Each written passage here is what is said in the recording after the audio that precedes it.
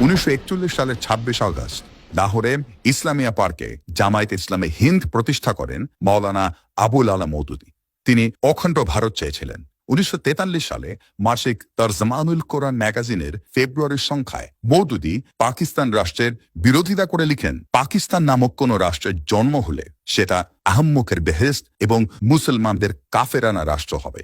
1947 সালে ভারতীয় উপমহাদেশ ভাগ হলে কাফেরানা রাষ্ট্র পাকিস্তানের লাহোরে চলে যান মওদুদী এবং ঘোষণা করেন পাকিস্তান হলো খোদাদাদ বা আল্লাহর দান। ভারতের পাঠানকোট থেকে প্রকাশিত তার আগের বইগুলো যখন পাকিস্তানে ছাপা হয় তখন জিন্নাহ, পাকিস্তান, মুসলিম লীগ সম্পর্কে যেসব সমালোচনা ছিল সেগুলো ছেঁকে ফেলে।